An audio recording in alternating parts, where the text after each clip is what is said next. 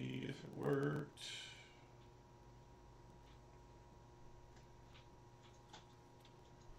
Wait for the video. Hey! And it worked. Man. It's been a long time since I've done any live streaming. I want to talk about a couple of things tonight as we get folks in here. Of course, I'll give it a couple of minutes to get going. I just hit the start button, so we'll share this around places. Hopefully everybody's having a good night. And hopefully everybody can hear me okay. I'm using a new microphone for the first time as well, so let's see how all this goes. I'll have to get some feedback from all you fine folks who tune in. Oh, here we go. It would help if I put it on public. There. All right, now maybe people will be able to see it. It's been so long since I've live streamed, I forgot how to live stream.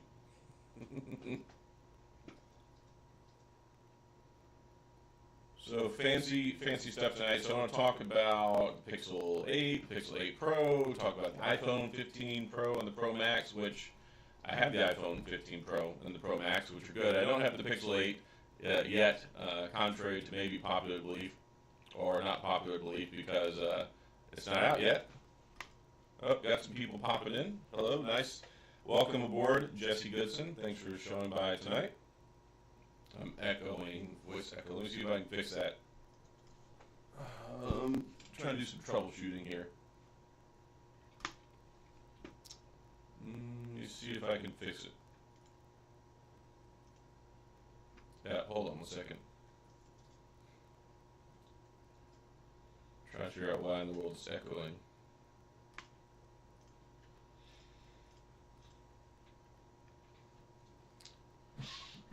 I'm not the best whenever it comes to this. Let me see if that fixes it. All right, does that fix it? Is it still echoing? That was a delay between me talking and y'all commenting, but you know in the settings if it's done, so it's still echoing, huh? Let me look, see what I can do here.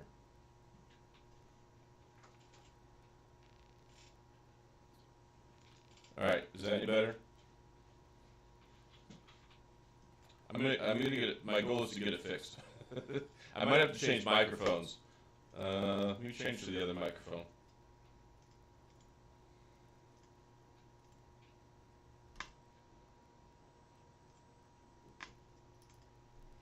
Okay, is that any better? Did it fix the microphone issue? I have a different microphone now. Well, no, I just, oh, it's works now, great.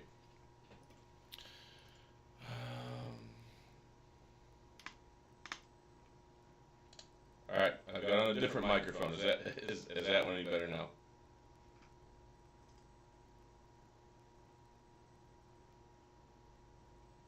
I wish there was an area that I could test this before I started talking.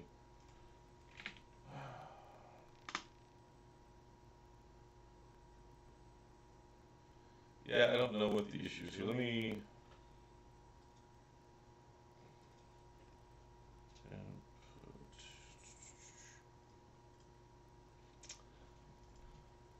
I do not know what the issue is here.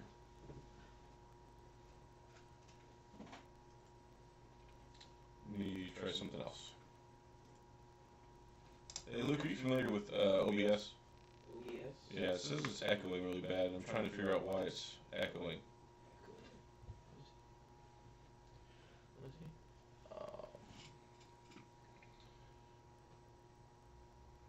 I've got it on the saying, it's like a cloud lifter thing. It's the first time I'm using this microphone though, but I haven't. Yeah, put it on there. Maybe it's one of the settings on here. Maybe it's just picking up too loud. All right, is that any better?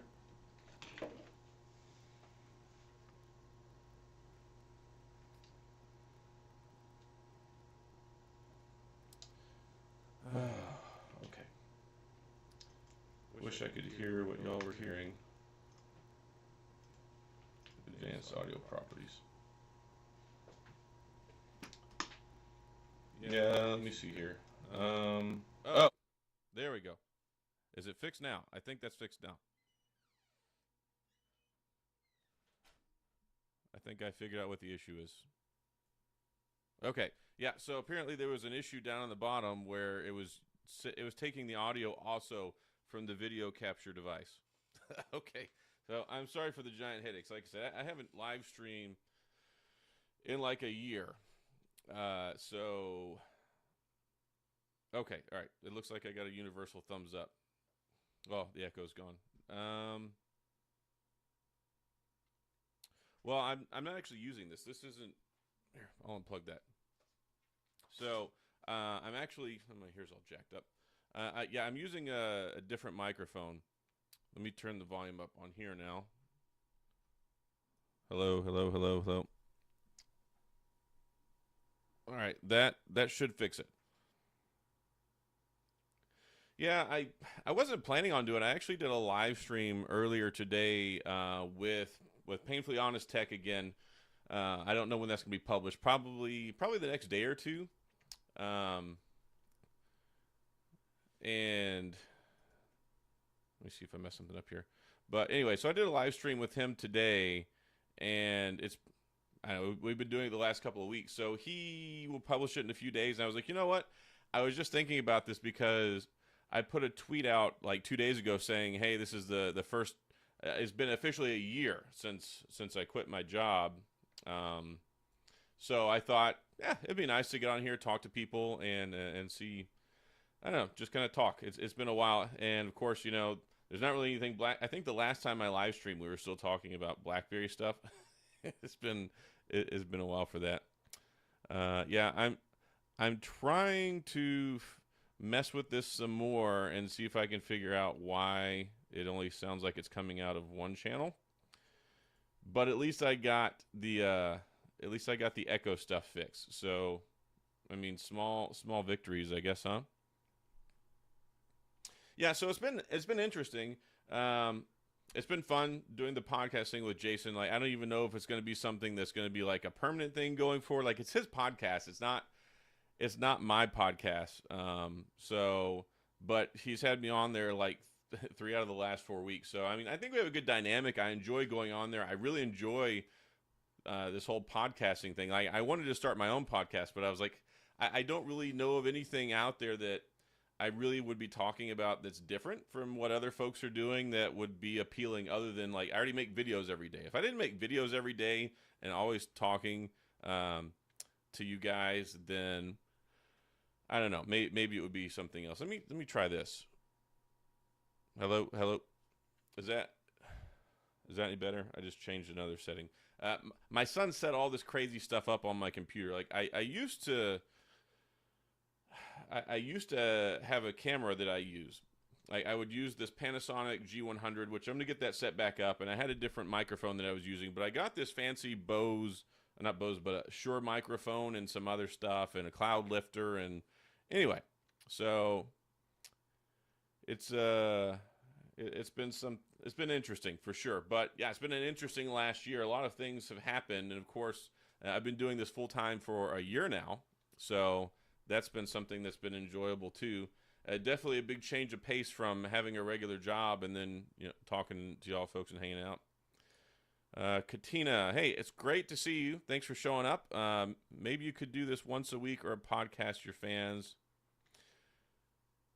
Yeah, I used to do a podcast, not a podcast, but I do a live stream. I used to do a live stream once a week, and I enjoyed that before. It's just I don't want to say it's hard. It is hard to try and dedicate the same time every week to sit here, especially never knowing. Like, I've got 4 kids that are in football. My wife works. Sometimes she gets home late.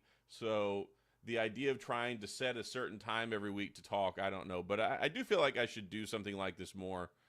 Michael Howes, Adam's new nickname is Mr. Pixel. I guess compared to what I used to be Mr. Blackberry. And it's funny, I've got my my Pixel Fold here I wanted to talk about, because I miss my Pixel Fold. I just love using that front screen so much on it.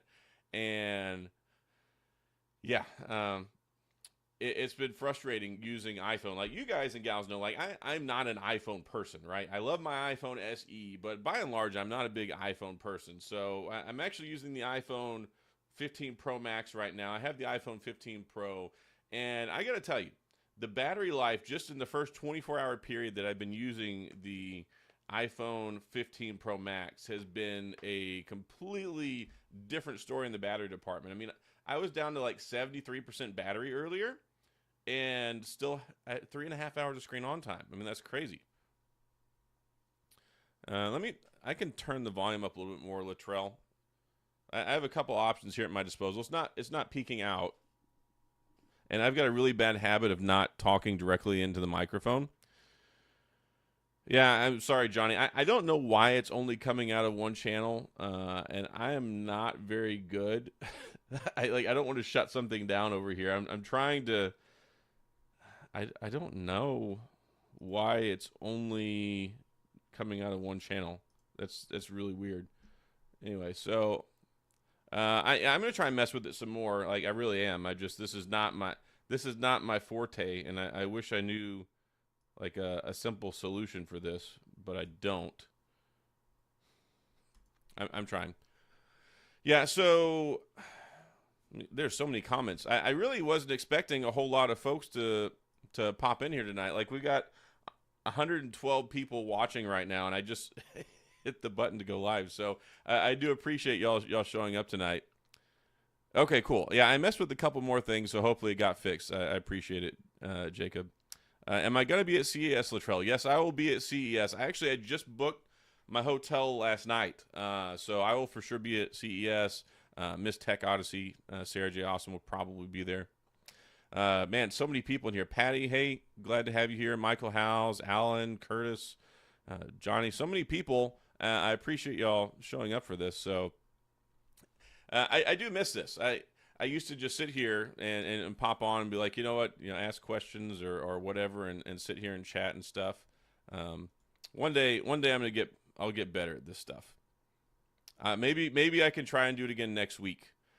And maybe next week we'll also start off with less of a hitch than this week, right? iPhone 15 Pro or Pixel 8. Man, new phones really suck. I don't think that they suck. The 15 Pro has been a really good phone, other than the battery life is just terrible. If it had better battery life, I would use this phone and keep using it, probably in tandem with my Android phone. But it doesn't last me all day, and I need a phone that lasts me all day, and that's the frustrating part of it. Let me see, Tristan. Let me look at that. Advanced audio properties. I don't even know where advanced audio properties is. Here we go. Yeah, none of the mono stuff is checked. Everything's down the middle, so I don't know why. I don't know why it's doing that. I don't know. It doesn't make any sense to me. I apologize that it's only coming out of one ear. But no, none of the mono stuff is. Yeah, so I think it's an interesting conversation because whenever we talk about the iPhone, of course, yes, it is the new iPhone. They've got the new chip. They've got some new camera stuff and iOS 17, the new action button. If you're a pro user and you're coming from like an iPhone 12 Pro series, I think it's a fantastic upgrade. Once you get to the 14 series, and not really so much. 13 series, I mean, you can make an argument for it. If you're eligible for an upgrade, then why the heck not, right? But I don't feel like even with the 13 Pro, you have to have it. But there have been a couple changes. You got dynamic island, action button, new chip. Of course, you've got ray tracing now. If you really care about any of the video gaming stuff on the phone, I mean, I think there's some meaningful stuff there. The biggest thing for me with the Pixel 8 is going to be this new Tensor G3. Like I've got my I got my Pixel 7 Pro right here, my Pixel Fold, Tensor G2 phones, and across the board, the main thing, of course, has been the heat, the battery, inconsistency with software updates and support, slow fixes, modem not the greatest in the world. So there's definitely a lot of room for improvement there, and I'm really hoping that the Tensor G3 fixes a lot of that stuff. Latrell, we're gonna have to talk in the DMs about tech Twitter and this whole overheating thing. Look, I talked about it. I the whole overheating thing with these phones. I don't really know that there's significant overheating going on. There's heating up and there's warming of these phones. When you plug them in and charge them, yeah, they get hot. Even today, I plugged in my iPhone 15 Pro Max. I plugged it into the thing. I'm like, God, this is hot. And I even took the case off because I was like, you know what? How hot does this get without the case on it? And it gets uncomfortably warm for like half an hour while it's charging, and then it goes away. I have had a few instances where I'm using an app, like watching maybe TikTok videos or Instagram Reels or something, and it would get really warm, and then it would go away. But that happens with my Pixel all the time. Maybe I'm desensitized to it because I've been abused so much by my Pixel phone that it just keeps getting hot. But yeah, I don't think that it's catastrophic. I really don't. And there's a lot of people who are like, oh my gosh, it's the end of the world. I really try not to do the whole end of the world, chicken little, skies falling stuff. I mean, everybody can do what they want with their channel. But I try to take a more reasonable and kind of middle of the road approach to things. Unless it just happens over and over and over. Like there are certain things where it's like, okay, this is just ridiculous at this point. But new phones come out. Of course, there's new software, iOS 17. There's optimizations. Like I'm not trying to make excuses for them, but I'm sure that most of this will probably be worked out in the next couple of weeks. We'll see. And Kyle, thank you so much for the super chat, $20. You absolutely didn't have to do that. Like I don't ever ask for any of that stuff here. They've got the super chats and tips and all that crazy stuff. Like I'm just here to chat with you guys. I certainly don't require anybody to make donations, but I do appreciate it from the bottom of my heart. Thank you, Kyle.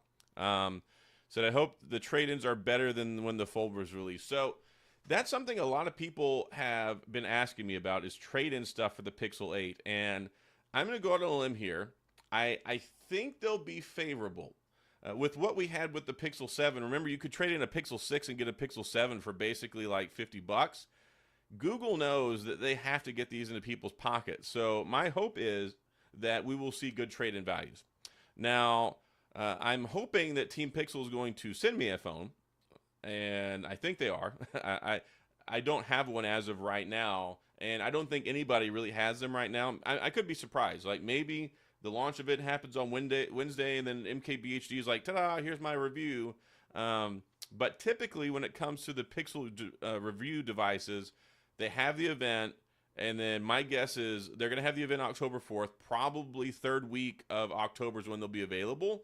And within that week beforehand is usually when they start kind of sending the phones out. That's just based off of my experience historically. So we'll see. I think I'll probably get the 8 Pro, but I don't know.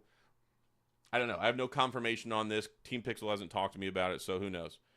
Do you think they might do a decent trade-in on Samsung? Silent Night 1220. I don't know. I'm hoping they do have decent trade-in values. I know nobody's ever happy with the status quo. So when it comes to like maybe getting rid of an S22 or something, I mean, it's all speculation at this point. I really hope that they do have good trade-in values because inherently, I think it's important for Google to try and capitalize. When the new phones come out, that's the most important part.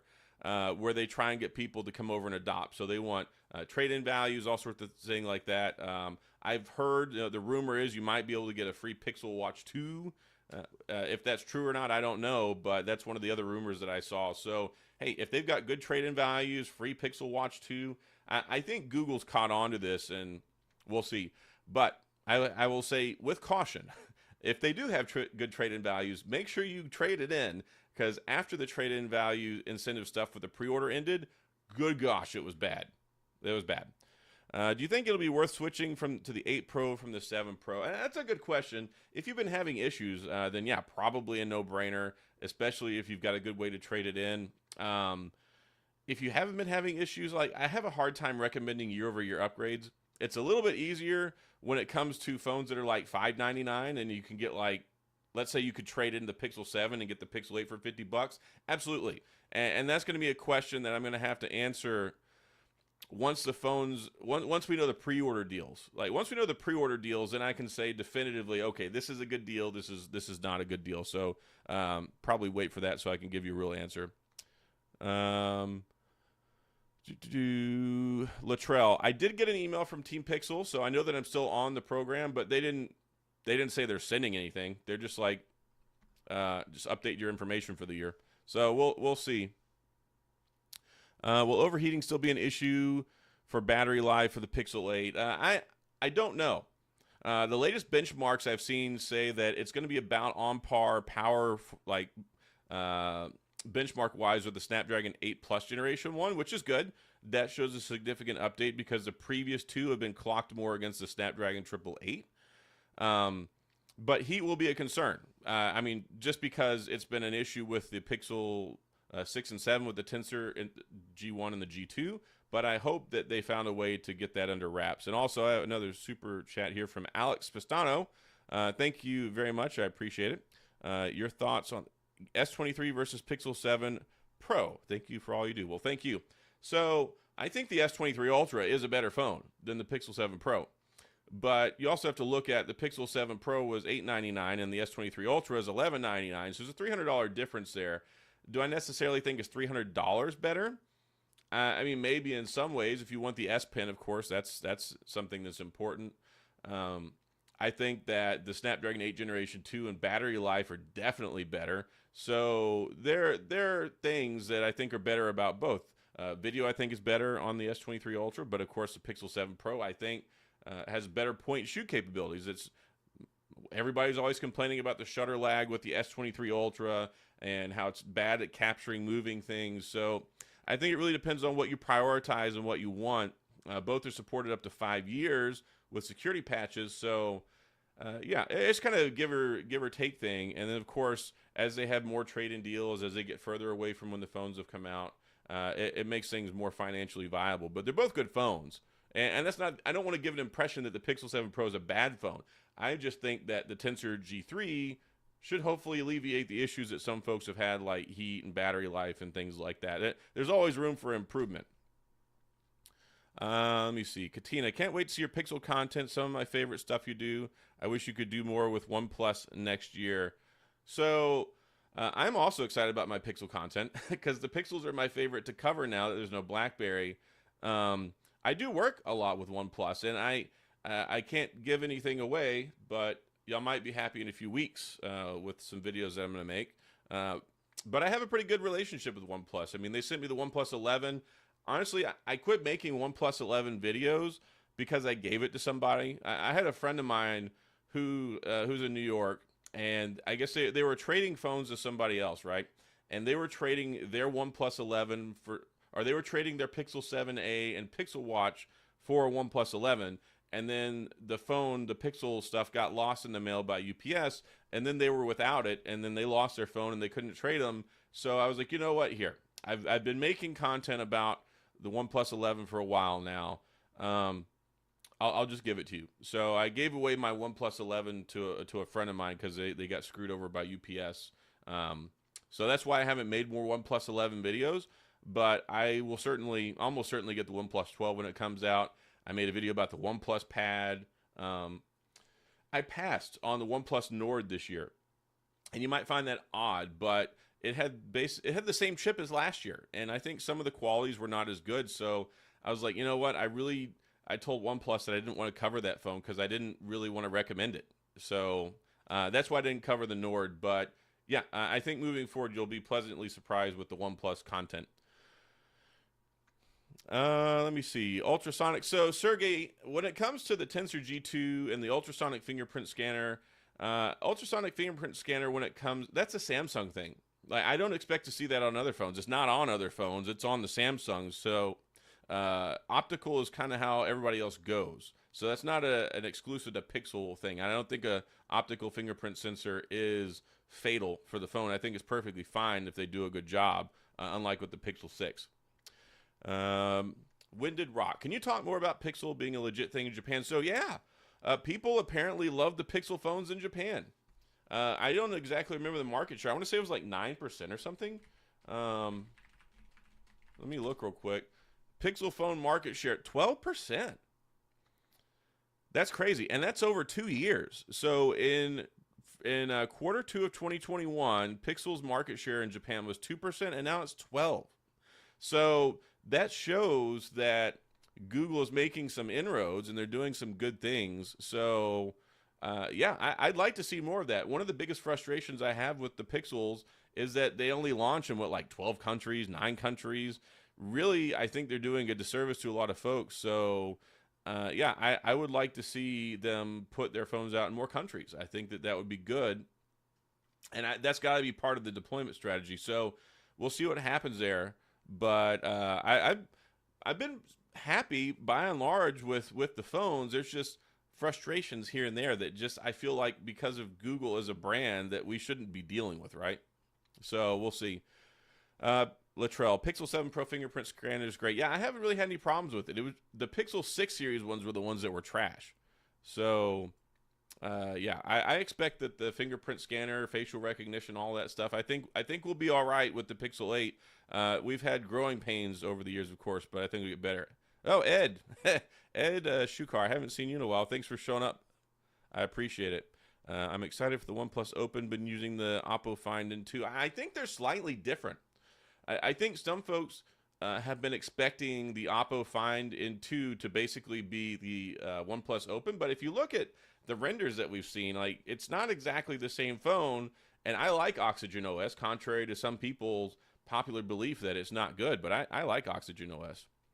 Let me see. eSIM Studios S23 FE will suck. I think that the S23 FE will suck. Yeah.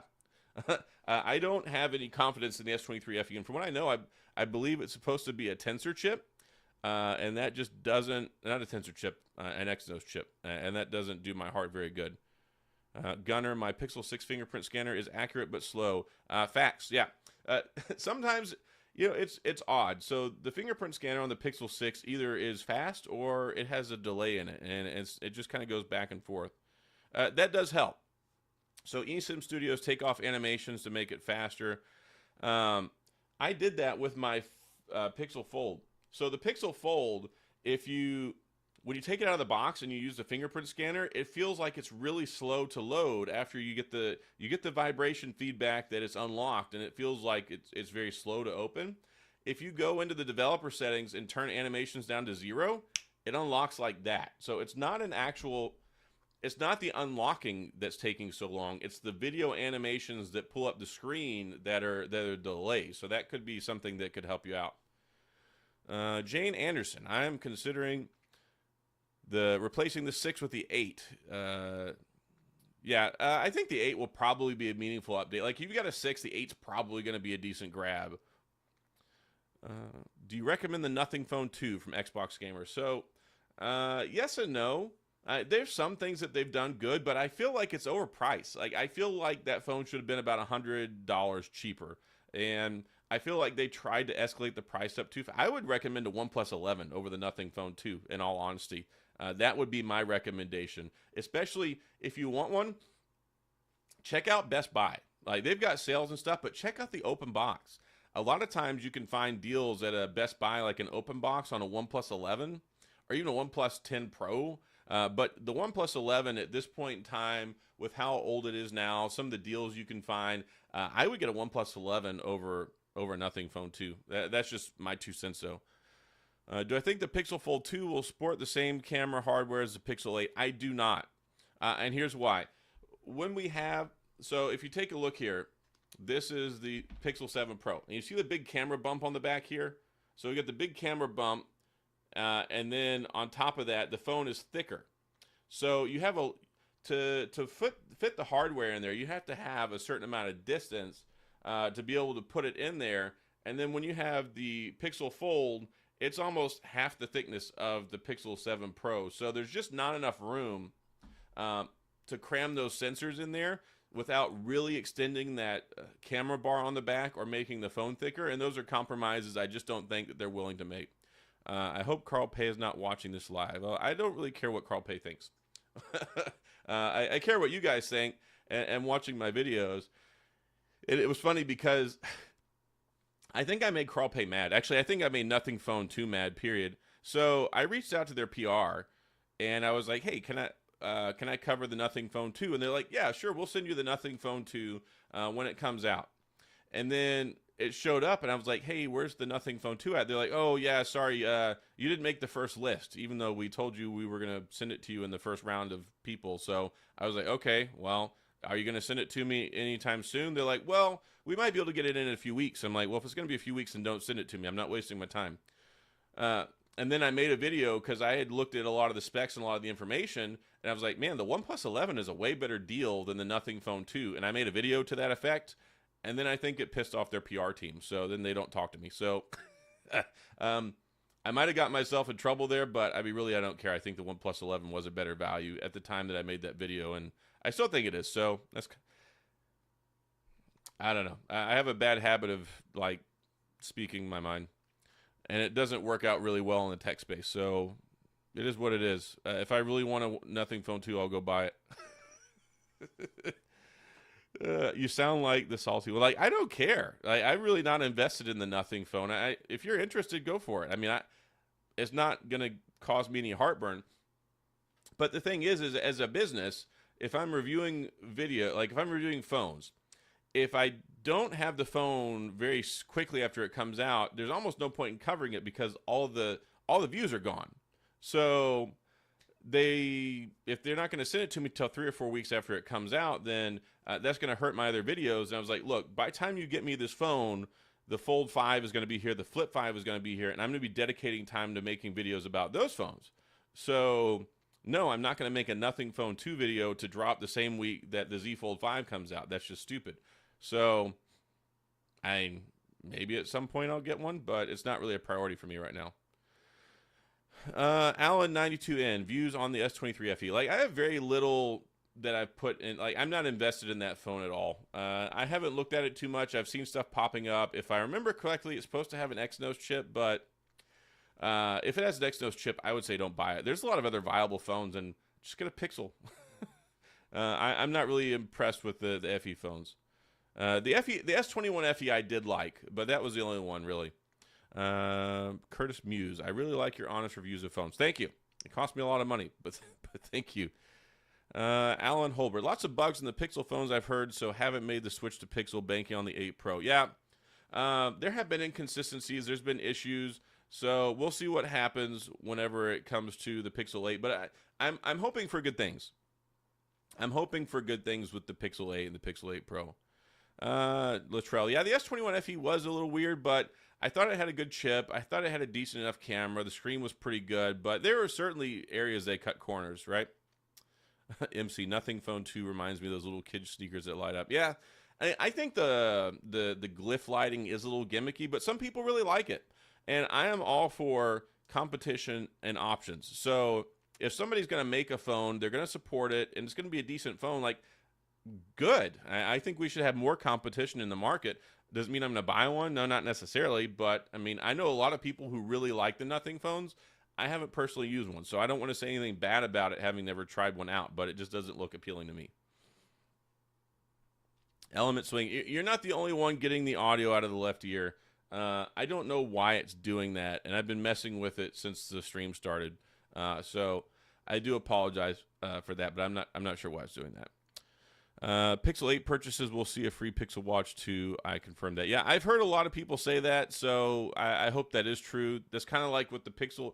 It seems plausible, right? Because the Pixel 7 Pro came with the free Pixel Watch.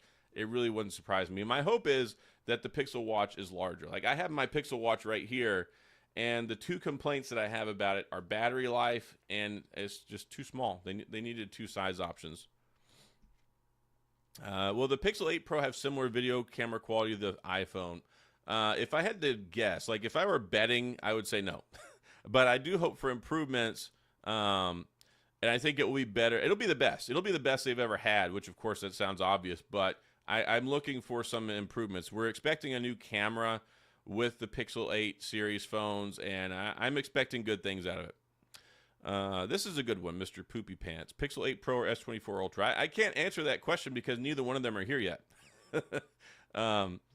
So, yeah, but it'll be an interesting question. But here's the thing. Like, the S24 Ultra is going to come out, right? And it's going to be probably $1,200.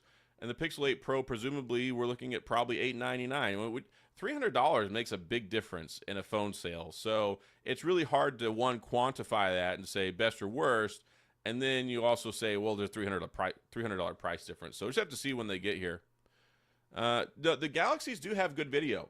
There's some stuff that they do really good, like their cinematic video. I can't remember what it's called, portrait video or whatever. I can't remember off the top of my head, but they do some really good stuff. I also like that you can record with some of them on the front and the back at the same time.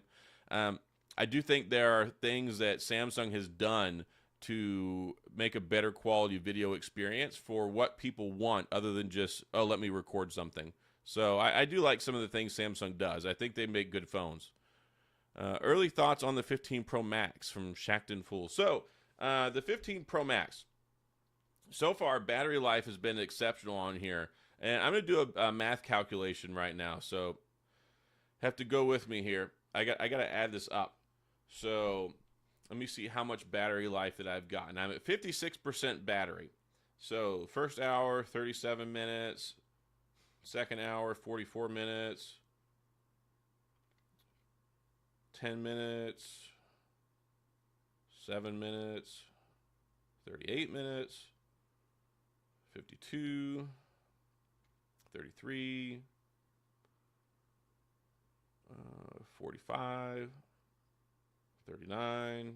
We're almost there, folks. All right, so 269 minutes divided by 60, 4 hours and 50 minutes of screen on time. The 4.5 hours screen on time with 56% battery left. So I could quite comfortably say I'm probably going to get 8 to 9 hours of screen on time on here, as contrasted with like the 4.5 to 5 hours that the iPhone 15 Pro got. So that is a huge, huge difference, and even better so than my 14 Pro Max. So I'm going to continue to test this over the next few days, but man, that's good. Pixel Buds suck. Well, the regular Pixel Buds are okay. The A series, the Pixel Buds Pro are pretty good. I think maybe they could be a little cheaper. I think they're more like $100, $129 earbuds. There's been so many good earbuds that have come out over the last year or two. And I just got the new Sonys. So y'all can let me know if y'all want to see a review video on the latest Sony XM5 earbuds. But I've really been enjoying using them. They're very good, and they're finally comfortable. The problem is with the XM3s and the XM4s is they were so bulky and uncomfortable in your ear. But the new XM5s are much thinner, much more comfortable to wear, and still have really good noise cancellation and good sound experience. So I'm happy about that. Let me see what's going on here. Lots of people talking. Will Android 14 support multi-sound natively like Samsung Sound Assistant? I don't know. Hopefully. When is the Pixel Fold 2 coming out? That is a really early question, my friend. Because the Pixel Fold just came out, June 27th? So I would not anticipate seeing a Pixel Fold 2 until next summer. So I think we're still quite a ways away. So what I would likely tell you, we have Google I/O, which will probably be first week of June next year, and during our first week of May.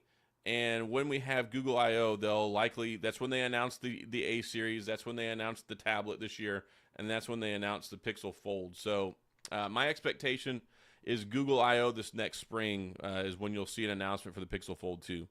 Is the S23 Ultra really that good? Yes, it is really that good.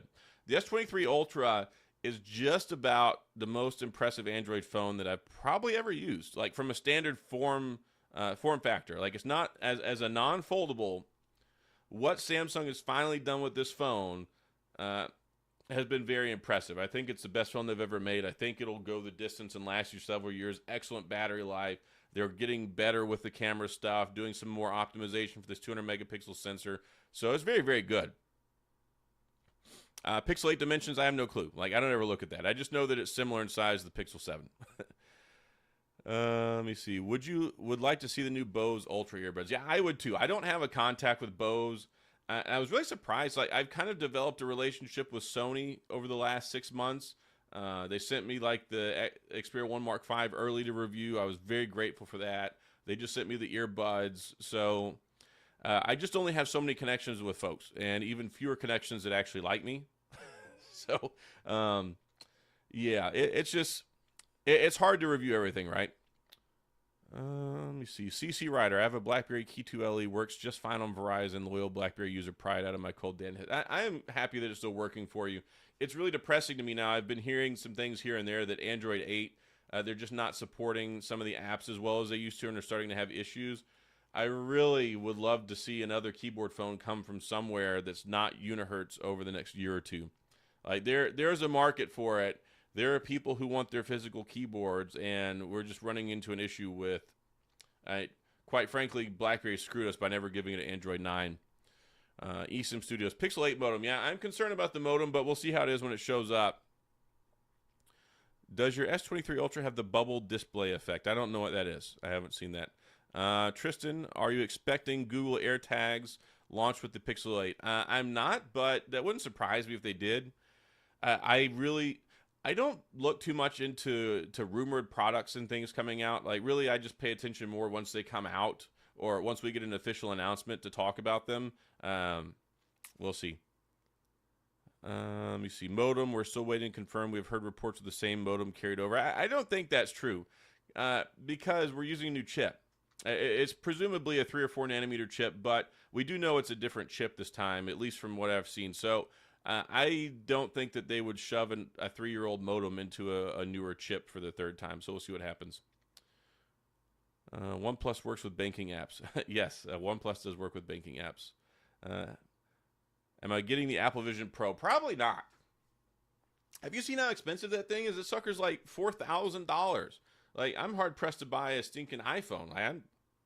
I don't. Adam J. Matlock is not ready for the world of virtual reality, XR, or whatever. Like, I do like the XR glasses, like with Rokid, and XReal, and some of these other guys are making. I think they serve a purpose. Like, it's nice.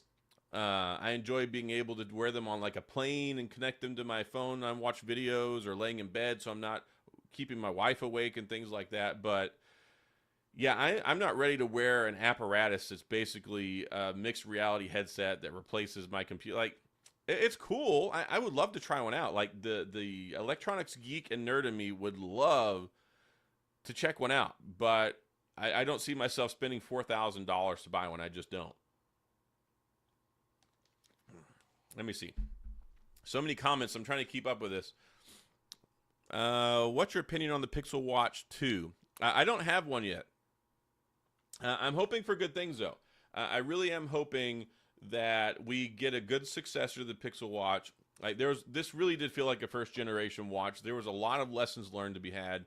The biggest lessons I hope they learn are all-day battery life. Presumably, like 2-day. It needs 2-day battery life.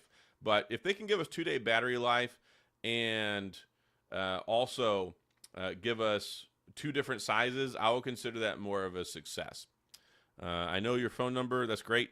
You and 800,000 robocallers. My S23 Ultra has a screen wrinkle, but I can't see it unless I look really hard. That's really weird. A screen wrinkle. That's really weird.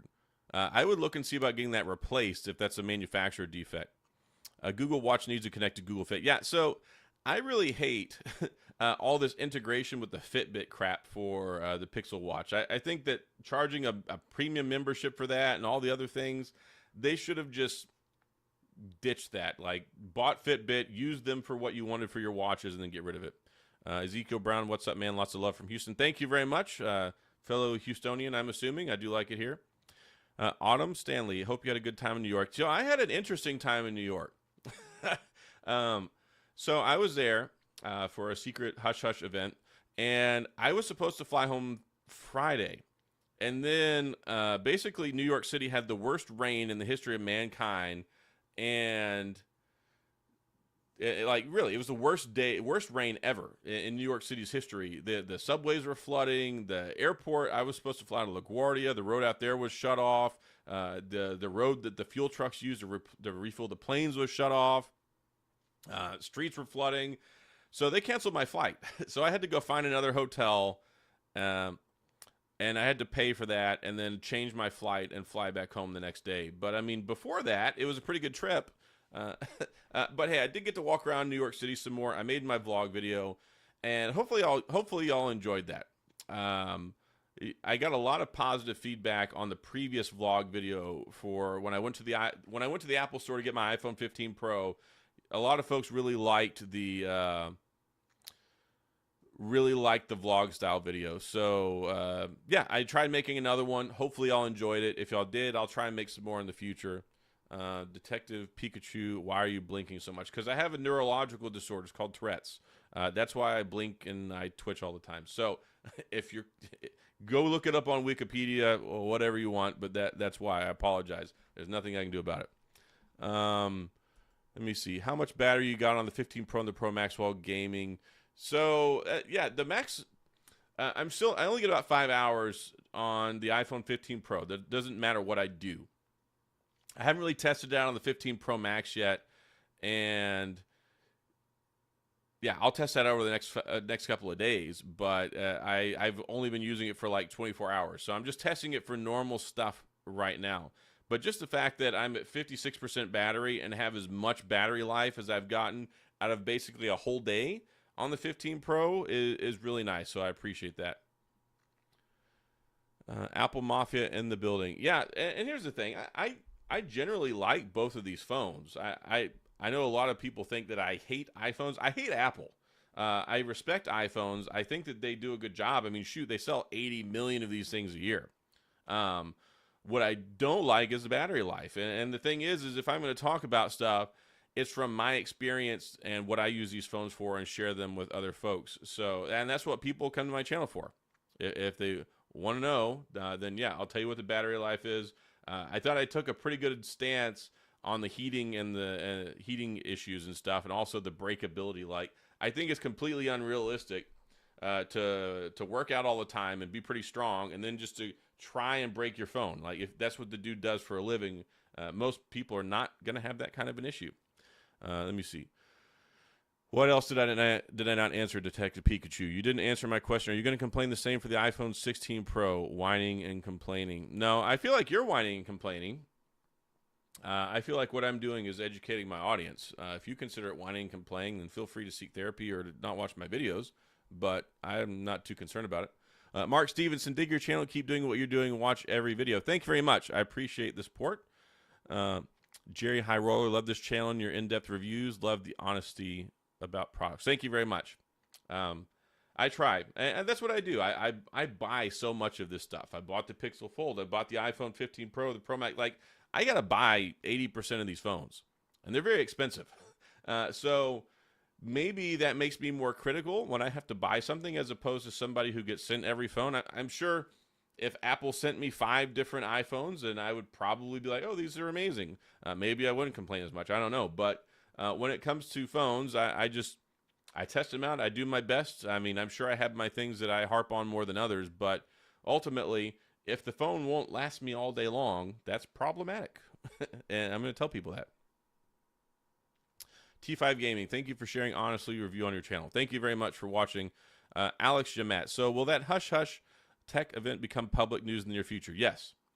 It won't be Wednesday, but in the near future, yes. It's not a Pixel. It was not Pixel related. The Pixel event is Wednesday, so if that's what you're asking. Is the Pixel Fold worth it now? That's a very hard question to ask. Like, I haven't even looked to see if the prices have come down at all. If you can still get $1,000 off, then yeah, that's good. The other thing is, hopefully we get a price drop soon. I'm hoping we see a price drop, but at $1,800, I really can't recommend it. As much as I enjoy using it, I spend a lot of money on phones. Like, it's really hard for me to say, okay, this phone heats up, battery life's not very good. I'm just a phone addict. I buy all these things and I hang on to them and I test them out. It's really hard to say spend $1,800 on this. I would say that the Z Fold 5 is much more deserving of your money than the Pixel Fold, but I do enjoy using it, so I don't want to discredit that, and that's the thing. I do really enjoy using it. Patty Anderson, if you'd like a moderator, I'm experienced. I don't know anything about moderators on here. Let me see. Can I even make a moderator? Oh, add as moderator. There you go. There you go, Patty. You're now a moderator. Congratulations. Go get a hat made. Upgrading from the 4A 5G to the 8 Pro. That is a huge upgrade. Any advice to a non-tech person? What should I expect? I think you should expect awesomeness.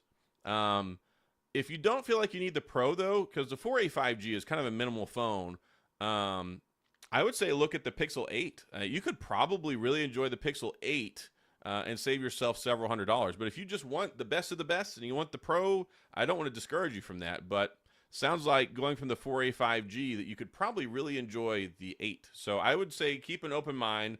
Look at both of them and see which one lines up with your budget, and maybe they both check enough boxes for you. Was the iPhone 13 mini as bad as the 15 Pro? No, because the expectations for the 13 mini are much lower than the 15 Pro. But the 13 mini is a very good phone. I hope at some point they bring the mini back. Alpha Y2K Tech, you're one of the few for my go-to in purchasing a phone. It's hard to find people reviewers that are true blue honest instead of catering the masses. Love the honesty. Don't change that. Thank you. I try my best. I really do.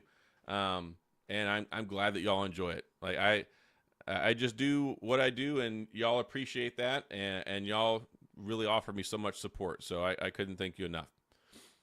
Ron, hey Adam, can't wait for the Pixel 8a, even though it can't be purchased yet. I think the 8a will be interesting this year. I hope there's some lessons learned from the 7a. Like, it really irked me that they created the 7a and then priced it $50 cheaper than the 7, basically for what you could get it on sale for. It just made no sense to me. And also, I think that the price tag, the $499, was too expensive. They should have made it cheaper. So I'm interested to see what they do with the 8A next year. Again, Ron, podcast is great. Thank you very much. And so I've got another podcast. So Jason and I, with Painfully Honest Tech, did another podcast we recorded today. I don't know what day he's going to release it this week. He's going to Vid Summit in Dallas this week. I'm not. I'm staying here in Houston. But we did another one. And hey, I don't know if it's kind of like a de facto, he and I are doing his podcast now. Like, if you saw, he did one with John Prosser. He did one with Viper. He did one with Juan Carlos Bagnell. So Mr. Mobile even. But I've been on there like 4 times now. So I don't know if it's going to be... I'll probably be a fairly regular guest on there. And also, I'm always available. He'll be like, hey, are you available to this weekend to do the podcast? I'm like, yeah, sure. And I very much enjoy doing it. I've known Jason for years, and I appreciate the work that he does. So I think that we both bring a pretty good angle on things. Like, he's very, very honest about things, of course, as I am, and we don't really hold back our feelings on stuff. So I think it's a good, I think we have a good tandem duo thing going on. Pixel 8 Pro versus 15 Pro, which is good for gaming. I mean, I would say the iPhone 15 Pro is probably going to be better for gaming. Like, I don't even know if the Tensor G3 is going to support ray tracing, which if it doesn't, that's going to be a huge swing and a miss. Because the Dimensity 9200 supports ray tracing, the Snapdragon 8 Generation 2 supports ray tracing, the A17 Pro supports ray tracing. So if they come in with the Tensor G3 and it doesn't support ray tracing, well, one, that tells me what their priorities are, but two, that tells me you probably shouldn't consider that for a gaming phone moving forward. Show your S23 case again. So I have the Spigen Cryo Armor case, and this is what I use on the S23 Ultra, and I absolutely love it. So it's regular silicone rubber case. These little hexagon pads here have a gap in between them that allows air to circulate in and out of it, even though the phone doesn't get hot. But it's got a nice grip on it. Overall, I think it's a good case. It's only like $20. It's been my go-to since I got it a long time ago. It said that it won't support it, and I'm sorry, I got too mixed up. It won't support it, more battery efficient GPU. Yeah, I don't know. We'll see what happens with the GPU. Typically with the Tensor chips, the GPU is way more powerful. But it's not for gaming. It's because of all the AI and the computational photography. All of that stuff basically comes out of the GPU, and that's why they're so much more powerful now. So I'm interested to see what we get with it, but I'd be making a lot of speculative judgments right now. So we'll see what happens once. We'll know in 2 days, right? Adam, just take care of yourself first. It's more important, and rest follows. Yeah, definitely take care of myself. I've been sleeping a lot more lately. I know it sounds odd, but quite on. So it's been a big change over this last year, going from working a 9 to 5, doing my lawyer job, and then making videos at night, and now making videos just for a living. But my wife and I, we have 5 kids at home. 4 of them are in sports. Like 3 of them are in football, like football games 3 days a week. My wife, she went back to work full time. So I basically just play Mr. Dad and make my videos. But yeah, I've been working on trying to get more sleep. So we'll see. I wish I could work on getting more of my hairline back, but I've been working on getting more sleep. Remy, thank you for the reviews. Do you still recommend the S23 Ultra? Yeah, certainly. And the great thing about the S23 Ultra now, they've had a lot of good deals here lately too. So, yeah, I think that it's definitely still a good purchase. I think it's still the best Android phone on the market. Google admitted that they're fine with the Tensor G1 and G2, their chip being the most powerful. I doubt the G3 will be anything groundbreaking. So, here's the thing. When you're already rocking basically a 3 gigahertz processor, we're kind of in a position with these chips now where, okay, what's the difference between 3 gigahertz and 3.6 gigahertz, or 3.36? Not really that much.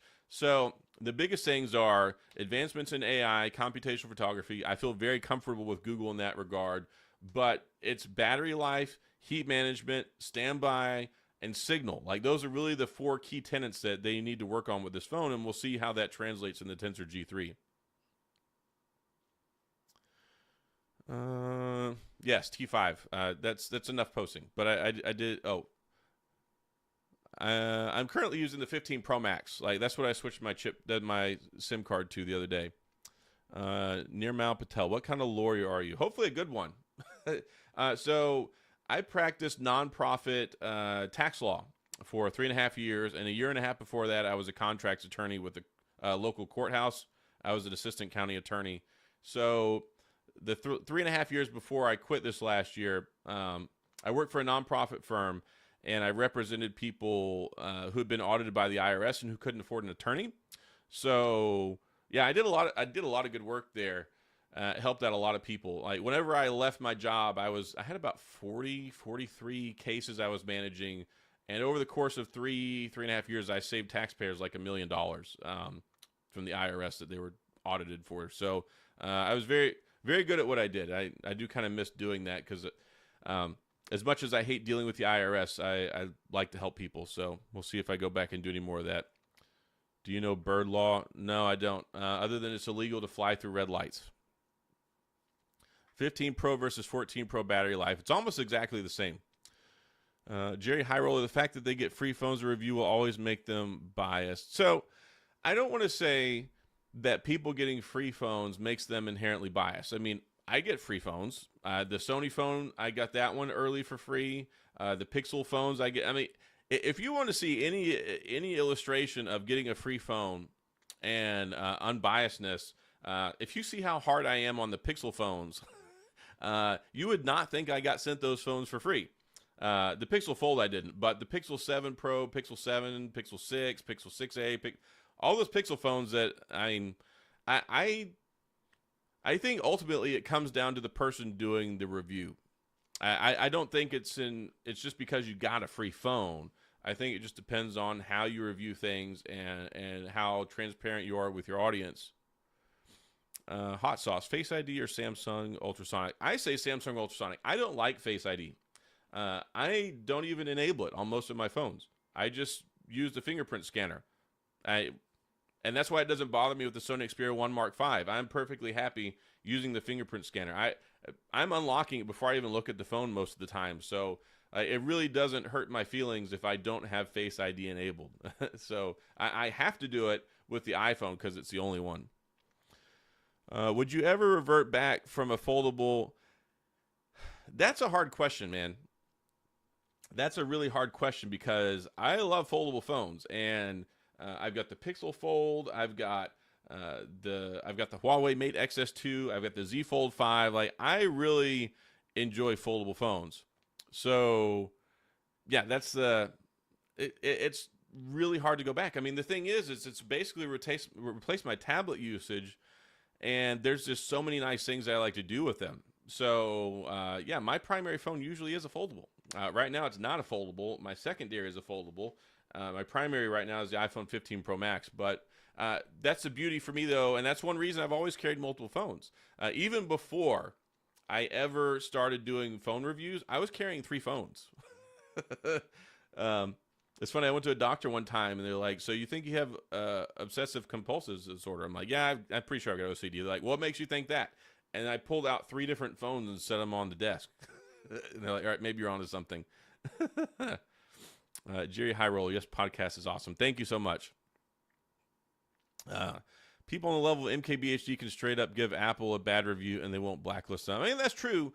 But I think a lot of times MKBHD can be very fair. Like, I don't think he's ultra biased, but what you'll see with a lot of mainstream reviewers is not so much that they're negative. They will sometimes highlight stuff. I mean, Dave 2D is really good about highlighting stuff. I was happy that MKBHD did highlight the fact that the iPhone 15 is the only $800 most expensive phone in the world with only 60 hertz.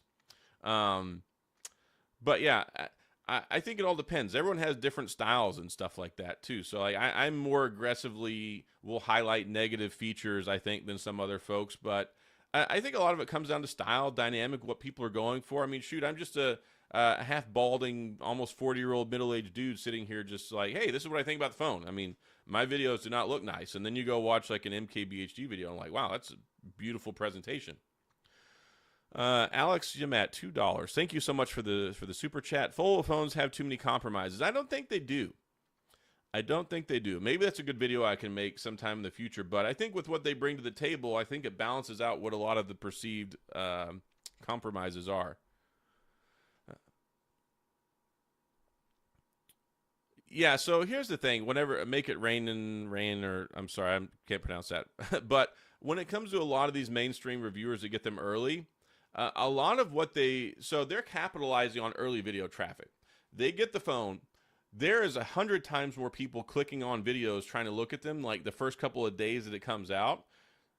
Even MKBHD, he still tests the phone for like 2 weeks before it comes out. So he's already made 2 or 3 videos before his review even comes out. Those aren't reviews. Those are like first impressions, like, oh, look, hands-on video. They're going to be very positive because it's not a review. It's just like, oh, look, it's shiny. And really, the purpose of that is just to get clicks and views. And I mean, that's the whole point of YouTube, right? Like, you want to be first. You want to make a good video. You want to get it out there. So when you see a lot of these videos the first couple of days, always take them with a grain of salt. They're not reviews. And I'm very careful with that in my videos because I will put review on my review video, but usually like the first couple of days, it's like, oh, look, hands-on, first look. I made a vlog video to go to the store picking it up, right? So it just depends on what type of video it is. I think context is important.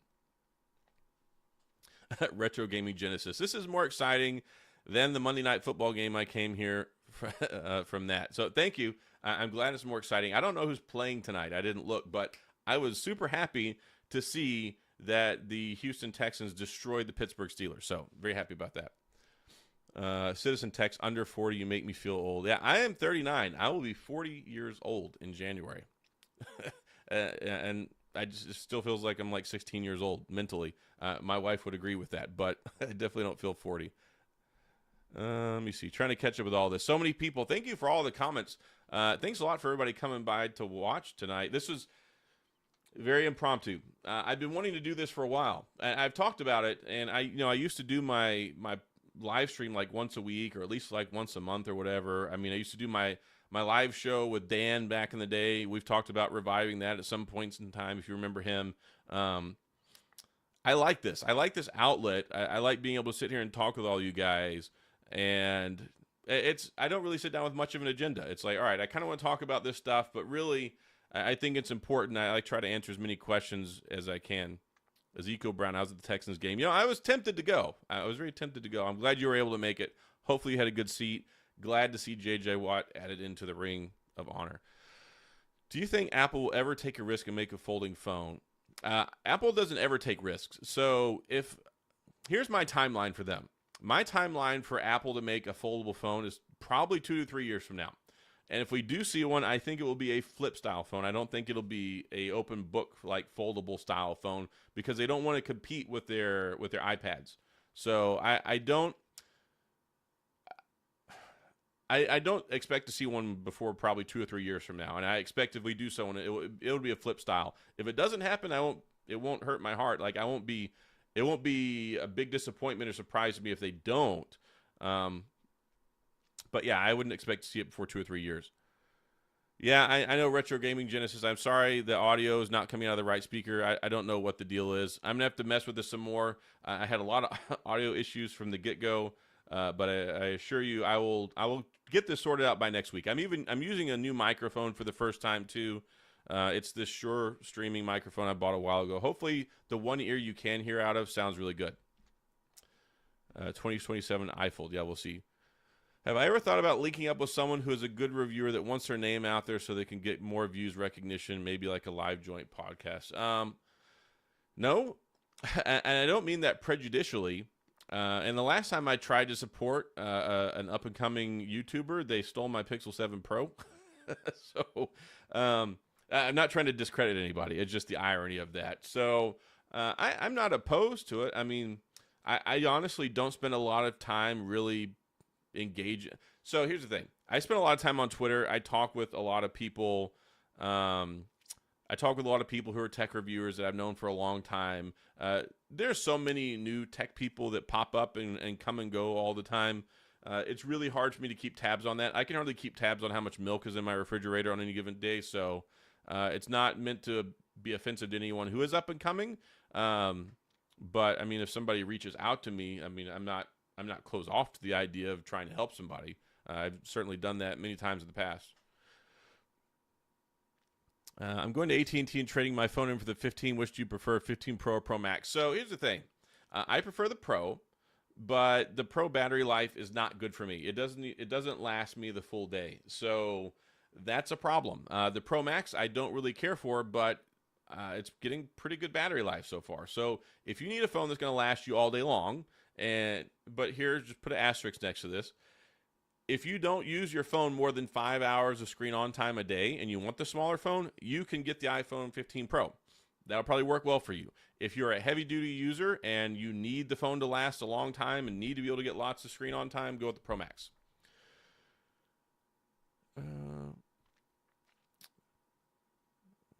They're both durable. T5, 15 Pro, Pro Max. I find them equally as durable. I think that they're perfectly fine. I think that it's really overblown because Jerry Rig Everything decided to smash it.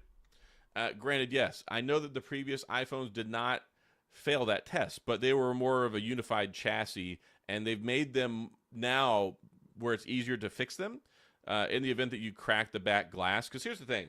If you have an iPhone 14 Pro Max and you crack the back glass on it, it's $500 to get it fixed because of the way it's designed, but it makes it inherently more durable. If you have the 15 Pro or Pro Max, the way they're designed now, it's only like $200. So there was a trade-off in that, but most people aren't going to go around suplexing their phones with their hands and trying to break them, and I would wager to say that 70% of creation can't do that. You have some strong hands. How often do you use your Tab S9 when you have all those foldable phones? Basically never. And that goes back to the point I was talking about earlier. Whenever somebody asks me, look, do you see yourself going back to a non-foldable phone? No, I don't. I don't even use my tablet anymore because these foldable phones have replaced my tablet usage. So, yeah. Eduardo Garcia. Just joined the stream. Not sure if you already answered this, but how excited are you for the Pixel 8 and what's something you hope is way better than the Pixel 7? I like this question. That's a good one. That's right down the middle of the fairway. I am excited about the Pixel 8. I'm most excited about the Tensor G3. There are rumors that there's a flat screen. That'd be interested to see if we get that in the 8 Pro. But I'm curious to see how much better this new camera is going to be, if and indeed it happens. I'm really excited to see if we get better battery life. Like, it wasn't that great on the 7 series or the 6 series. Like, it was good enough, but it wasn't great. And coming from a phone like the S23 Ultra that gets like 9-10 hours battery life, I'm hoping that the Tensor G3 has improved in heat, battery life, and also has better signal for the phone. But I am excited, yes. Jerry Rig is not going to get a birthday card from Tim Cook. No, he's not. And he's made like 4 subsequent videos. Like, I don't watch his videos. I don't really care for them. But I'm aware of them, and I did watch that particular video. Not trying to discredit the guy. I just don't care for him. Yeah, he made like 4 videos about the titanium. Like, he really went into it. Like, how much titanium is in it, how to recover the titanium, how breakable. Like, he really went into depth on this one. So I don't know if he did that in previous years. Maybe just popped up on my video because I did watch the one based on the algorithm. But yeah, he definitely went in on that one. I would not expect I don't ever expect a birthday card from Tim Cook. Sitting from Pixel 6, I already heard rumors that the Google is going to use the Pixel 7 modem in the 8 series. I don't think that's true. I don't think it's possible, honestly, but we'll see. Ed, isn't there supposed to be some kind of Pixel heart rate monitor, something on the new Pixels? There's supposed to be some sort of a temperature sensor. And I don't know if that's I don't know exactly what it's supposed to do, but there's supposedly some sort of a thermometer, temperature sensor or something. We'll see if that works out. Modem isn't the issue; it's an antenna issue. ROMs, yeah, I would say it's both. It's funny though, Rain. They're using a 4 nanometer revised version. We'll see. I do expect it to be a 4 nanometer chip, but everybody thought the Tensor G2 was going to be a 4 nanometer chip, and indeed it was still the 5 nanometer chip, basically the same as last year with some slight modifications. So we'll see. That's why I don't like to play in the rumors. Like we'll talk about it this all day long. You know what? I may do another live stream on Wednesday. I think maybe Wednesday would be a good opportunity to do a live stream, maybe Wednesday night, like a recap to talk about all the stuff that we find out from the event. Y'all let me know if that's something that y'all are interested in, but that could be helpful. That way we don't have to make 15 different videos talking about everything. Have you seen the leaked Geekbench run? I saw the leaked Geekbench scores, which showed it very similar to the Snapdragon 8 Generation 1, which I think is fine. Let's play bingo from that event. So bingo with a Google event is not quite the same as bingo with not quite the same as bingo with an iPhone event, because Apple uses a lot of the same phrases over and over and over. I don't know. Things are crazy right now, Ed. Maybe I'll do a second live stream. We'll see. I'm really excited. I'm excited. Well, I actually, quite frankly, think that the Google events are really boring. It was torture last year when I watched it in New York, but I'd like to get invited one day. I would. I don't think that they'll ever invite me, but I'd like to get invited one day. It's funny because they keep me on Team Pixel, which I appreciate, but I don't know. I mean, I don't go out of my way to try and offend any brands. It's just like I'm just really honest about stuff whenever I talk about it. So it doesn't get me invited anywhere, but I would like to get invited one day. Thankfully, OnePlus likes me.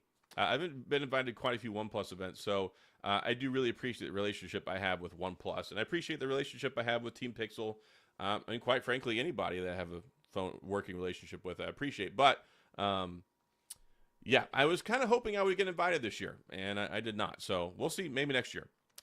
You mentioned the YouTuber that shot a bullet through the iPhone 15. I don't know. It was somebody internationally. I think it was in India or somewhere.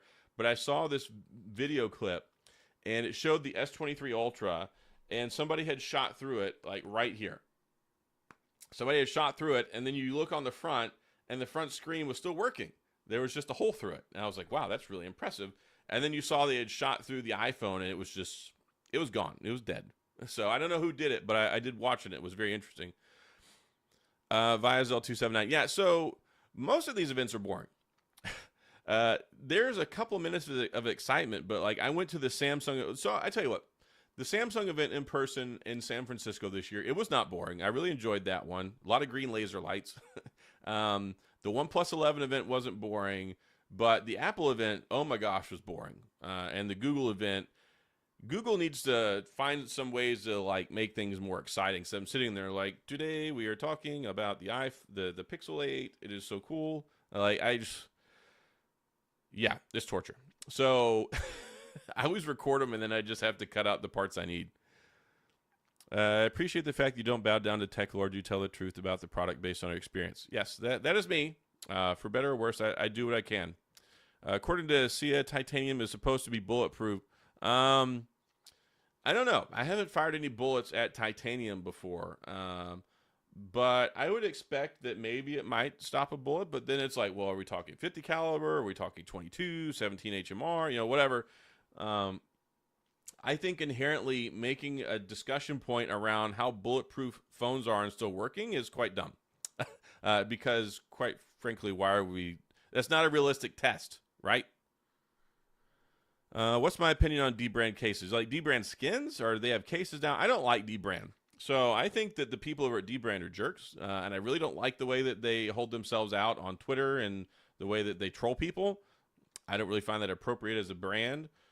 Sometimes the stuff they do is funny, but I'm not a skins person on my phone, and I have no desire to work with them. So I know a lot of people do, and that's fine. I'm not trying to downplay.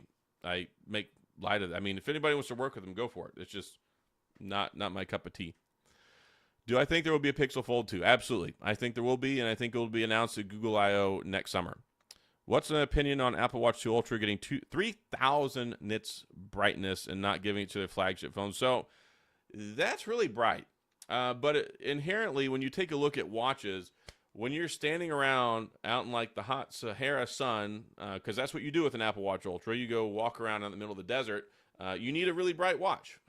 So the panels are also really small. You look at them for short periods of time. I think 3,000 nits brightness is just too bright. Like, you cannot really realistically use your phone with the screen that bright. That's for when you're outdoors for short samplings, and it kills the battery.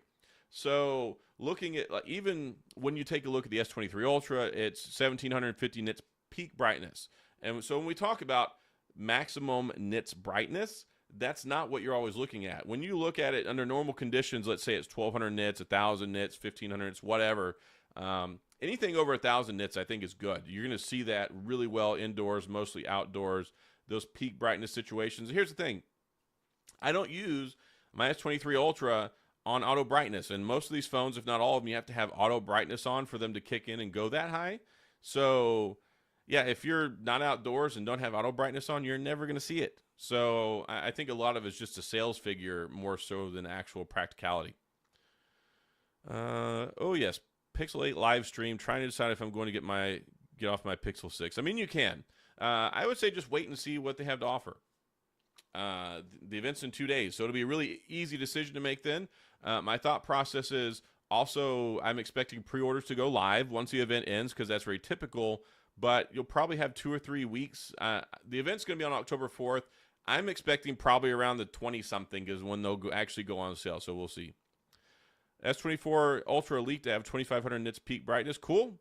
I mean, if it does, that's great. Like I said, I don't think it's that big of a deal. That's not anything that would make me run out and go buy one, but more is typically better. But I don't think it's the biggest selling point. I hope the 16 Pro gets a bigger battery, 256. So I think next year they'll have to, but here's what Apple did, right? So the Pro Max, they basically just ditched the baseline 128 model and said you have to get 256. But then they raised the price. But I think they felt comfortable doing that because the S23 Ultra, how much does it cost? $11.99. So why sell yours for $10.99 when you can sell it for $11.99 when you know people are going to buy it, and that's what the competition sells theirs for. So, but I would expect the Pro, to also have 256 next year. So that's kind of my thought process on that. And we'll see. I'm excited for the Fold Open. I think you mean the OnePlus Open. I'm excited about the OnePlus Open too. I think that's going to be the first real challenger here in the U.S. And it's great to have competition, right? Because we'll have the Z Fold, we'll have the OnePlus Open, we'll have the Pixel Fold, and I think things will just get better and better. So I'm excited about that. Yeah, like I was just saying, Alex, I'm really excited about the OnePlus Open. The Pixel 8 Pro sales in store October 14th. If they are on sale October the 14th, that'll be the fastest turnaround that they've ever had, I think, from an event to actual being able to pick them up. And I mean, I would be excited about that. If you remember correctly, we got the announcement for the Pixel tablet and the Pixel 7a. Was it May 10th was whenever the Google I/O was, and they didn't go on sale till like a month and a half later. So we'll see. Katina, do I think T-Mobile will carry the OnePlus Open? I don't know. If anybody carries it, I would expect that it will be T-Mobile, but I don't know. I would hope that they did some sort of brand deal stuff with them, and they've got shelf space for it. I think it would be really exciting to have that on the shelf, but I don't know. I don't know the answer to that question. Do you believe OnePlus 11 is the best flagship phone if one can't afford an iPhone or Samsung? Yeah, totally. If I were not a tech channel and I wanted to go out and buy an S23 Ultra, a Pixel 7 Pro, or a OnePlus 11 for a daily driver, like flagship level Android phone, I would all day long buy the OnePlus 11. What you get for the price is just so good. What have you heard about the OnePlus open camera specs? Not a whole lot. Again, I don't dive a lot into rumors. I just like to deal with it. Once we get the announcement, then we can talk about it all day long. But I don't think that it's very fruitful to talk about prospective specs that are in things because you just don't know what you're going to get, right? You could talk all day long about one thing, and I reaffirmed my stance on this with the Z Fold 4. Remember last year, they're like, oh, we're going to get an internal stylus, the front screen, you're going to be able to use the stylus with that. And it was like a couple other things, and then all those for sure rumors that we like thought were going to happen, and then it showed up and none of that stuff happened. So I don't think it's fruitful. Google will be on time for feature drops and security patches. I would love to see that. And that really pissed me off because I know they were planning on releasing Android 14 last month. And then you see what happens, right? So I don't like that they call them quarterly feature drops because you don't get 4. You get 3. They try and use the official Android update as a feature update. That's not a feature drop. When you have a feature drop, that's to build on top of what's already there. So they need to change it and say you get 3 feature drops a year and not say quarterly because that's not really accurate. And then they tried to give us Android 14 instead of the quarterly feature drop for September, and then something bad happened and they had to push Android 14 back, and then lo and behold, we get no feature drop in September, so that was a lie. And then, well, they didn't even give us the security patch till almost 3 weeks late. So, yeah, I'm not happy with Google about that right now, but hey, we'll get the new Android 14 launch on Wednesday. We'll see how quickly they get that pushed out, and then everything, that's a reset switch for a year. We'll see what happens. Do you think they will have satellite calling like Apple? Maybe. There's a lot of push in that department. MediaTek's working on it. Intel. There's a lot of companies that are really pushing towards the satellite connectivity. Again, it would be speculation at this point. But at some point in time, whether it's this year or next year, I would think we'll probably see it, whether it's the Pixel 8 or the Pixel 9. When should I upgrade my phone from the Pixel 6 Pro? Good question. Look and see what kind of deals there are. If you have a good deal on it, go through your carrier even. If they've got like, hey, trade in this phone, get the new one for free. 2 years is really the earliest I recommend most folks do an upgrade. So this could very well be a good, meaningful upgrade cycle. But I have to see what the phone looks like and what the deals are first. Do you think see-through or transparent gadgets or phones will ever take off? I don't really see the point. Like, why do you have a phone that you can see through? Like, you'll end up losing it. I don't think that's ever going to happen. Super chat, $5 from Momsg. Thank you. As an Android developer, Lineage OS myself, I can honestly say you're spot on. You're one of the few honest reviewers. Well, thank you very much. I appreciate that. That means a lot. I get a lot of comments from people who say that a lot, and like, I don't go out of my way. I'm not trying to be edgy. I'm not trying to get clicks based off of, being angry or rude or whatever. I mean, I try to be professional, but I do appreciate that y'all value the way that I do my reviews. It means a lot. Remember Google would throw in extra Pixel exclusive features along with the OS updates. Yeah. I know it won't happen. Let me see. I think they delayed it because they wanted to release it with the event, not because it was bad. So what I heard was that there was a serious security issue that they discovered with the update, like before they pushed it out, and they had to push it back so that way they could address it. And we had an announcement.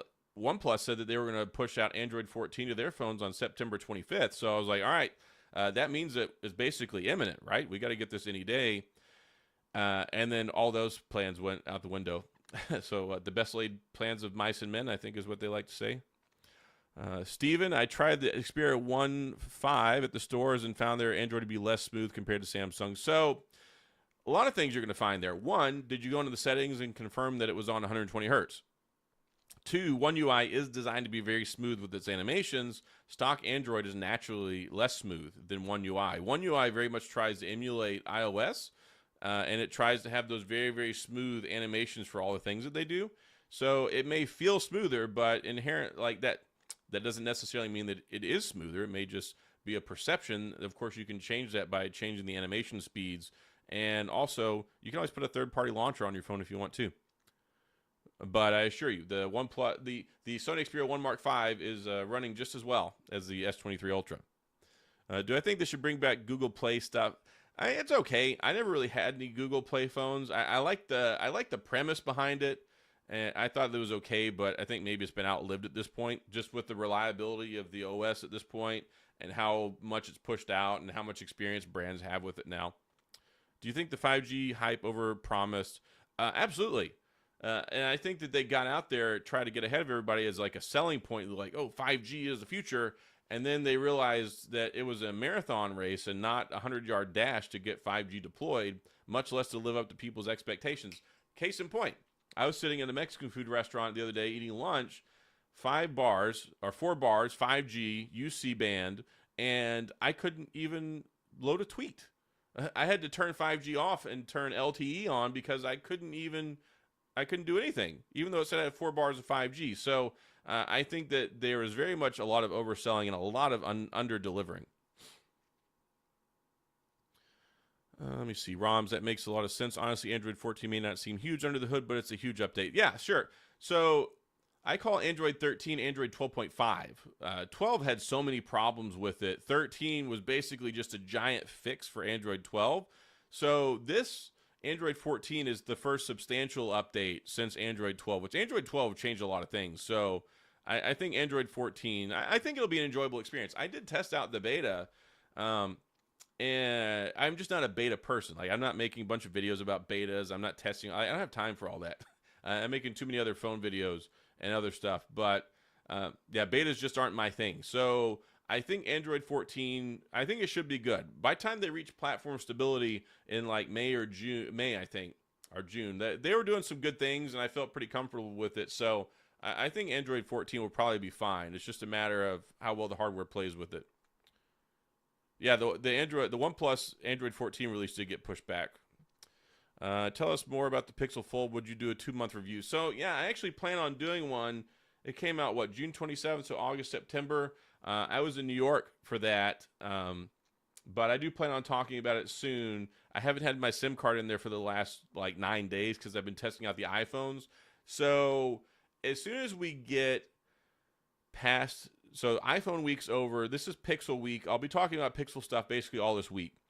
Once we have the announcement on Wednesday, that'll probably dictate a few things, but yeah, I might can fit a 2-month review on the Pixel Fold during that time, because it is appropriate time to get that done. And I think it's also an important time to discuss it, because some folks are going to want to know, look, should I get a Pixel Fold or should I get a Pixel 8 or an 8 Pro? We need an official desktop mode. No point buying phone without it. Yeah, I feel the same way.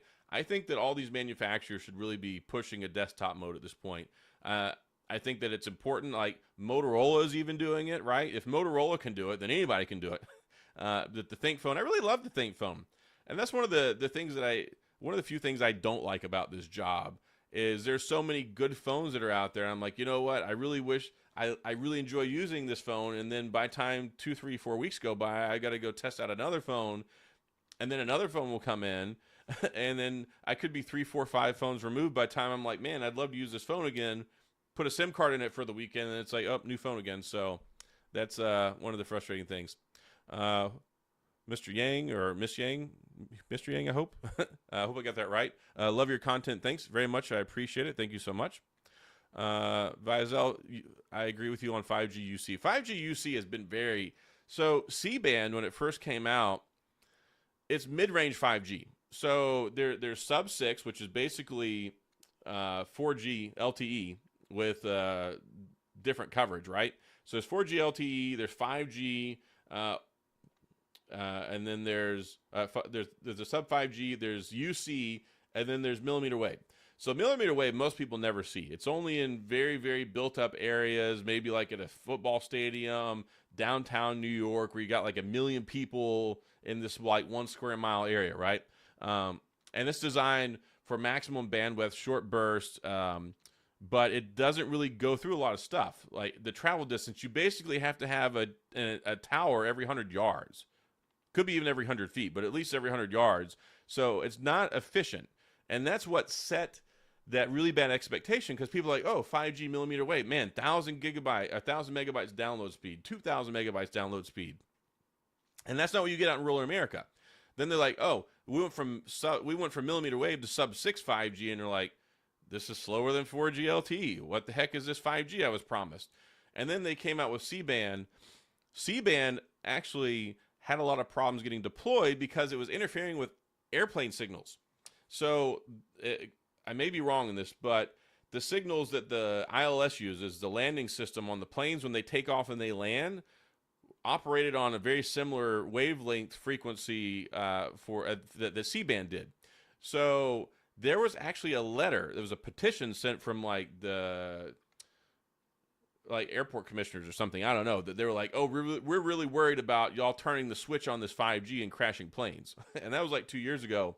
So they're like, we assure you it's not going to, but they wouldn't allow 5G, the C-band deployment within certain miles of the airports. And this was exhibited. It was funny. Before I got out of the military, we flew the Predator planes, and they wouldn't let us fly them because if they turned the signal on to control the Predator, like the unmanned aerial vehicles, it was shutting off people's cell phones. Like their signal would get overridden.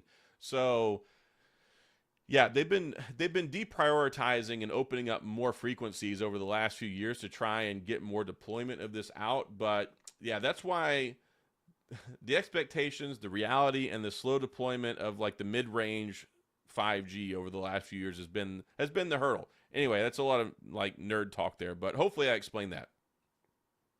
Yeah, UC towers, it's better than millimeter wave, but it's still not super efficient. Steven, I just keep my phone on LTE. Yeah, if you ever have a point in time, this is like a life pro tip. If you ever have a point in time where it's on 5G and like you have really slow downloads, your connection speed sucks, go into your connection settings and just turn off 5G and turn on LTE. Guarantee you it will improve it because they're trying to force everything onto 5G networks. So it actually has alleviated the congestion on LTE. Oh, and super chat up here. Yes, thank you very much. Mr. Bell 67, Apple's dominating by a ton in phone sales in the U.S.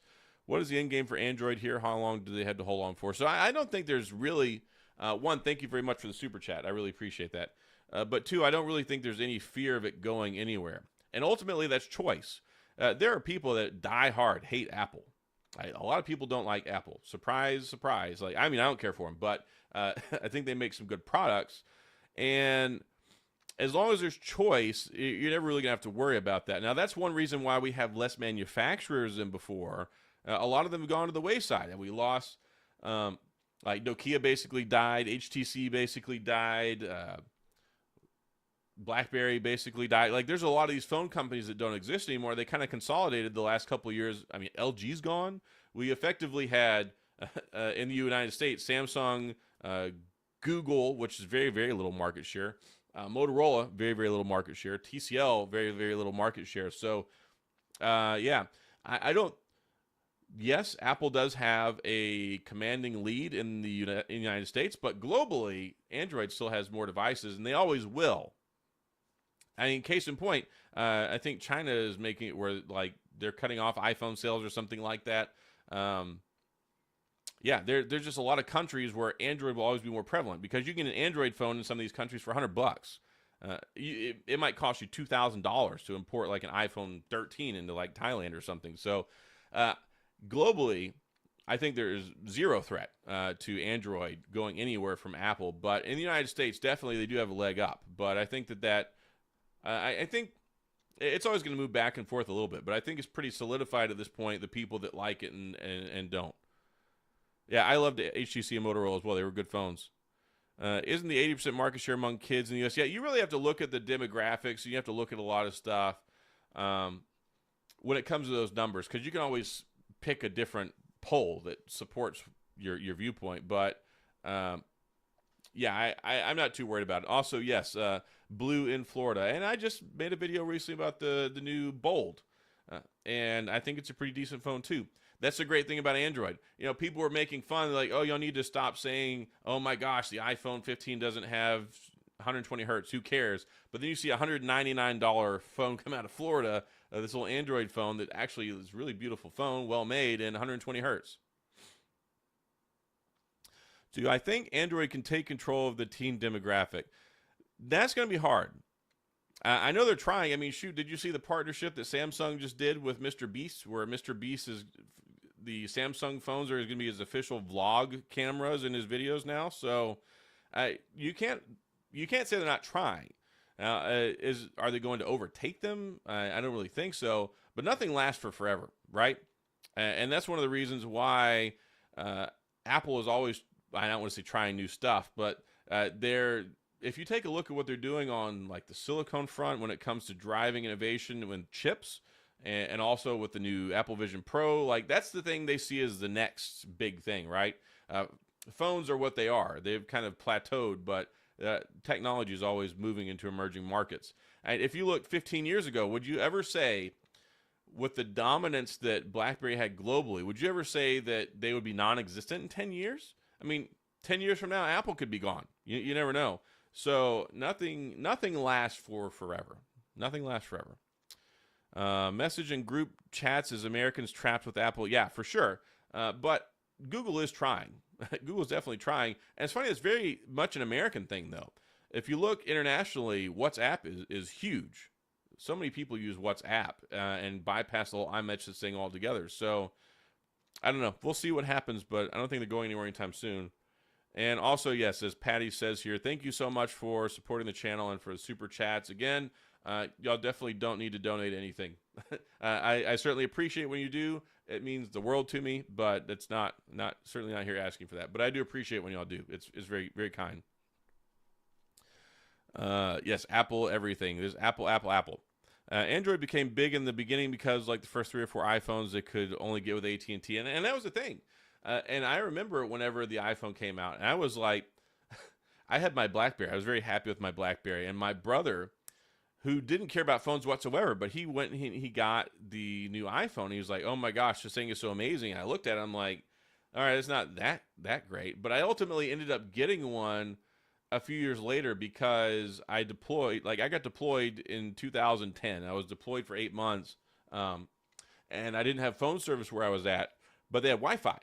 And you could use Wi-Fi with the iPhone or even the iPod and use an app called Text Now. And I was able to text message back and forth all the time like just normal. It didn't cost anything.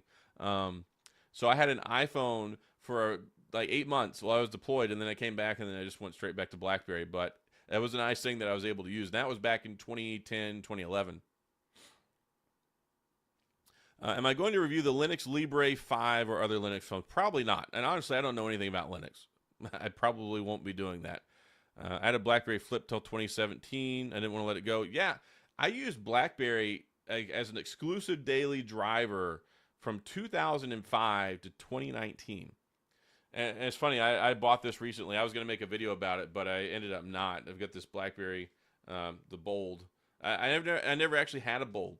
So I bought this. It was supposed to be sealed, new in the box, and it showed up, and it was clearly used, and there was no pin on it, and it was from Brazil, and had all sorts of somebody's contact information and everything. I was like, you know what?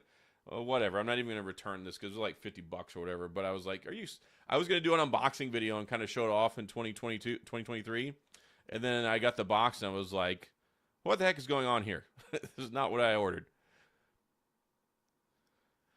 Oh, goodness, man. I'm probably going to have to sign off here soon. I do appreciate it. We've got 164 people in here, which is insane. I've been talking for a really long time, almost 2 hours. I was just initially planning on doing this for like an hour, but for those of you who have watched my live streams before, you know that I can talk for a long time. So I'm going to shoot for trying to do this again Wednesday night. I think it would be a good opportunity to kind of talk about the Pixel stuff after the event. I know you guys and gals are really, really interested in the Pixel stuff. I mean, I know I've largely replaced a lot of the BlackBerry content with Pixel stuff because I think it makes sense for a lot of folks, and it's a good price and good technology. So, yeah, the Pixel event is happening. So here's what I envision happening. Wednesday morning we'll have the event. I will immediately do a recap video after that, talking about important things, and I'll probably make another video talking about trade-ins, like trade-in values and stuff like that. So expect 2 videos the afternoon after the video, after the event happens, and then let's say Wednesday night, let's go ahead and plan on trying to do a live stream. I think that would be a good thing. Like when these phones come out, I like to talk about what's new, like the big important things, and then I also like to talk about trade-in values and things like that, because those are the two most important things people want to know about. What is it, and how do I get it? How do I save money, and can I trade in my phone? So expect 2 videos on that on Wednesday, and then I think Wednesday night we'll do a live stream, and then I'm gonna go pass out and die somewhere because that's entirely too much work for one day, right? But let me see. Quick questions here real quick. Vizel279, do you think everybody should experience a fold cell phone? Absolutely. I think everybody should be able, like, try out, like, maybe not go buy one, but if you're ever at your carrier store, if you're at a Best Buy or somewhere and you see a Pixel Fold, you see a Z Flip, go play with it. Like, it's they make phones really bring some of the excitement back again. Katina, again, no joke, this has been awesome. Need more of these, please. Thank you. It really means a lot. Like, the fact that all of y'all sat here for so long listening to me talk. I know we were off to a rough start trying to get the microphone to work and the sound. I know it's only coming out of one ear, but sincerely, from the bottom of my heart, like, you guys rock. Not only do you enable me to do this for a living and enable me to do this every day, which is amazing, but y'all are some fantastic people too. And you always give me great things to reply to. I was going through the comments for the last couple of days, like a lot, just trying to catch up, which I know I can't, you know. There's so many. I think in the last 48 hours, I've had like 100,000 views on my videos, which is just absolutely crazy blessing I never would have expected in my life. But like, I can't keep up with the comments. So if you ever leave a comment and I don't get to it, leave it again. And I try my best to respond to as many. I spend hours a day replying to comments. And that's one of the reasons people are like, how do you spend 6, 7, 8 hours a day on your phone? I'm like, because I'm looking at comments and replying to them and making videos and checking the metrics and on Twitter and all the other things that I have to do. But it's not as lazy of a job as some people think. Especially, like, you see some people's videos, right? And it's kind of disappointing because I'll watch them and you see all these views and all these comments that people leave and nobody replies to them. And that always frustrated me as a viewer before, where I'm like, man, this sucks. Like, I really like your channel. I really love your video, but nobody ever replies, you know? So I've always tried to dedicate a certain amount of time each day to try and reply to them. I know I can't get to all of them, but I try. Autumn Aspens, say hi to Sarah. Yes, I will certainly do that. She's asleep already, but I'll talk to her later. One other question here. Will there be a Google Vision Pro? I fully expect at some point in time. At some point in time, that is the future. Is today the future? I don't know. But at some point in time, we're going to be moving to headsets and then glasses and then contact lenses and then, you know, Elon Musk implants in our head or something. I don't know where we're going. But thankfully, I'll probably be dead by then. I don't have to worry about all the ethics of having cybernetic upgrades in my head. Okay. All right. We're going to go ahead and call it a night then. Thank you so much for everybody that stopped by. I really appreciate it. I hope you have a wonderful evening. I know this is kind of late. I am going to try to get to this earlier on Wednesday, maybe around 6 or 7 o'clock Central Standard Time, not like 8:15, just so we have some more time for that. And we'll go from there. And the audio setup will be better by then. So y'all have a wonderful evening. Thank you so much again for the super chats, all that great stuff. Thanks for stopping by and spending the time y'all did here this evening. And yeah, that's all I got. So I guess I'll see y'all next time. And by next time, I mean in the morning, because I have a video for tomorrow. It might be a little bit later. I haven't recorded it yet. It could come out at noon. Maybe. I don't know. We'll see how it goes. But for sure, there'll be a video tomorrow. And yes, again, thank you all. Have a good night, and see y'all soon.